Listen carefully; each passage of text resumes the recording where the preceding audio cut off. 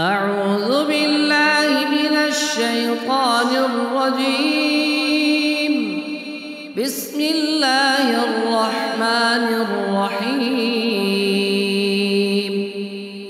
قل إن كنتم تحبون الله فاتبعوني يحببكم الله ويغفر لكم ذنوبكم والله غفور رحيم. قل أطيعوا الله والرسول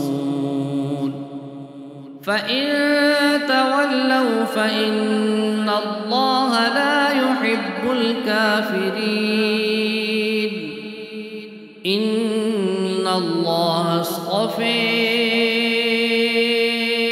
آدم ونوحا وآل إبراهيم وآل عمران على العالمين ذرية بعضها من بعض والله سميع عليم. إذ قالت امرأة عمران رب إني نذرت لك ما في بطني محررا فتقبل مني إنك أنت السميع العليم. فلما وضعتها قالت رب إني وضعتها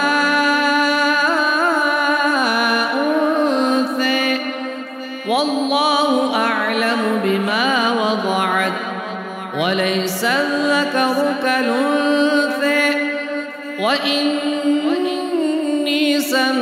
سميتها مريم وإني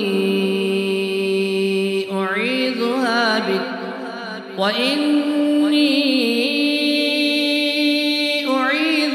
بك وذريتها من الشيطان الرجيم.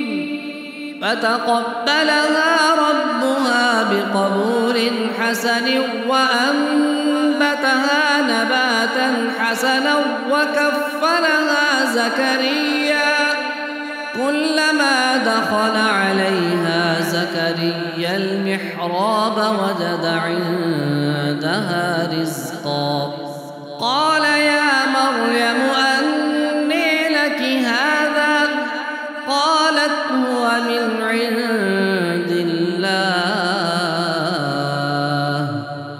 إن الله يرزق من يشاء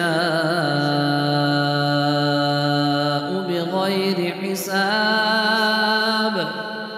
هنالك دعا زكريا ربه قال رب هب لي من لدنك ذرية طيبة إنك سميع الدعاء.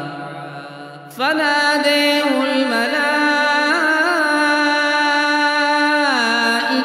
وهو قائم يصلي في المحراب إن الله يبشرك بيحيى مصدقا بكلمة من الله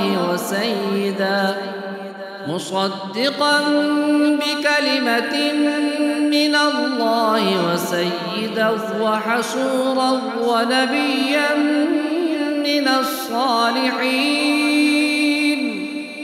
قال رب أنى يكون لي غلام وقد بلغني الكبر وامرأتي عاقر قال كذلك الله يفعل ما يشاء. قال رب اجعل لي آية قال آيتك ألا تكلم الناس 3 أيام إلا رمزا واذكر ربك كثيرا وسبح بالعشي والإبكار. صدق الله